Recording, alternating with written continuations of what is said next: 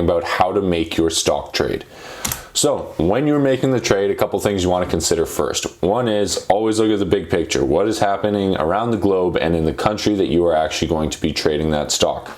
Secondly, your trading strategy. Does this align with your trading strategy and does this help you meet your goals, or are you taking an unnecessary risk? Third, the size of your trade. Do you want to execute on a full position right away? Do you want to only buy one share maybe right now and build into it? Or do you want to just jump in all the way? You really need to think about that, especially if you're unsure about the trade you're getting into. After that, you want to execute your trade and fully go through with the commitment and place the order to buy or sell the trade. And lastly, you want to try and mitigate your risk as much as you possibly can. So let's get into it. This is the stock that we're looking at right here. This is Google. I'm going to go into my web browser so that it's a little bit more clear. So this is the one that we're actually looking at right here. So I like Google. It's a great company. I've been wanting to get into it for a while, and we're going to go through a theoretical example of when you may have bought this stock. So if we look on the left side here, we can see September 2018, the stock's coming in a bearish pattern. It basically bottoms out around this $1,000 mark here at 2019, and then we're trading within a channel. You can see the blue line on the top, blue line on the bottom. That is the channel that this stock is trading in. You can see this channel because it was identified earlier in 2018. We hit the top of the channel, the resistance line, in April of 2019. We almost hit the bottom of it again in June of 2019, and then we went on a roaring, basically bullish trend all the way up to $1,500, breaking through that upper barrier of our trading trend and basically peaking at $1,500 before a drastic drop down back to that $1,000 mark. And this $1,000 mark is the area that we're going to talk about today.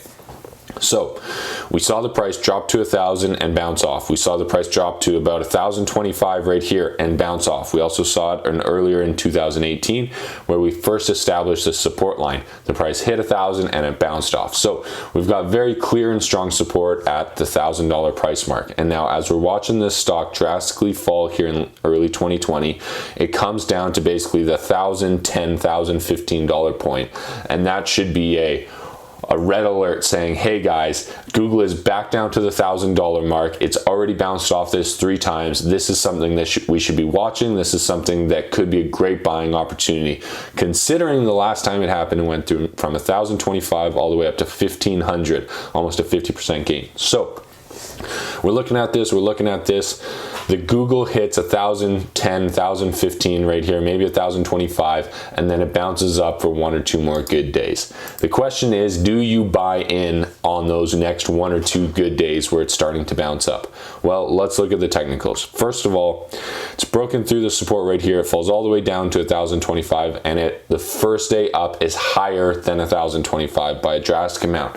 That's our first good sign. Secondly, we look at the RSI on the top here. We can see it has gone barely into that oversold level nearly 3 times right here, and then it's starting to climb its way out of oversold. So it's basically making that trend out of oversold right now. That's a buy signal as well. It's not as clear as we would have liked, but it is a buy signal.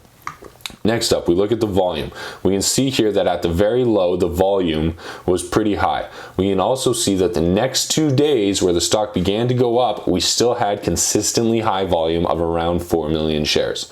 That's a buy signal. That is saying that we had a drastic move upwards and we still have high volume at that price. That is a buy signal from the volume. And the most clear signal on this entire chart right here, the one that is just an absolute gold mine, is the MACD. It drops all the way down to almost negative 100 right here, and then we can see the slower moving average break through the faster moving average drastically here in March. We can also see the bar chart here reversing from negative to positive. So 2 giantly positive signs, buy signs from the MACD. We've got confirmation on the volume. We've got a bounce off at the $1,000 price level. We've got 2 higher days of trading. We've got higher volume on it, and we've got a positive sign from the RSI.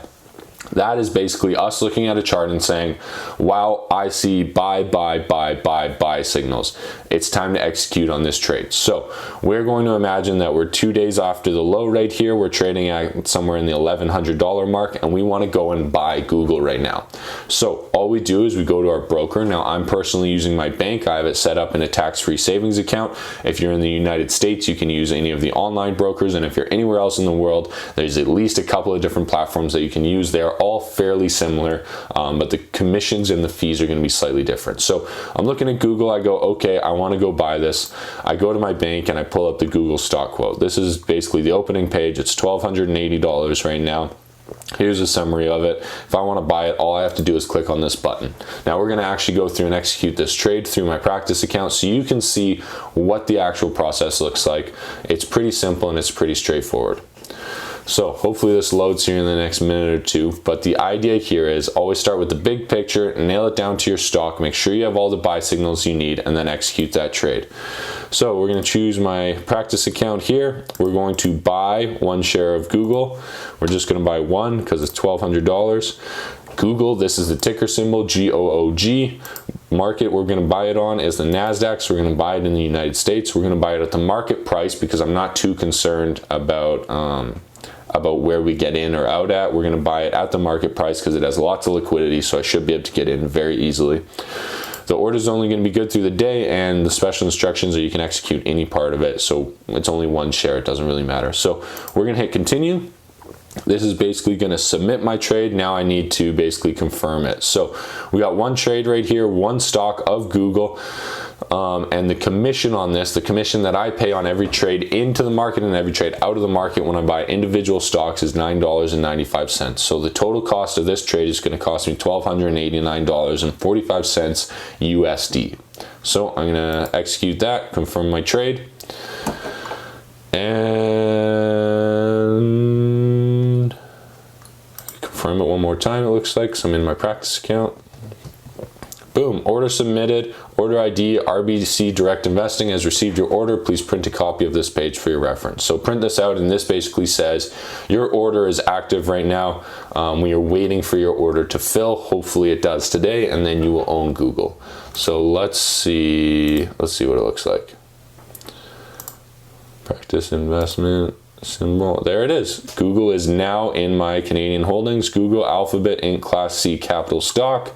I've got 1 share. This is now displaying in Canadian dollars, but I now own Google stock. So just like that, we did our analysis on the stock, we executed on it, and now the last thing I want to talk about is risk.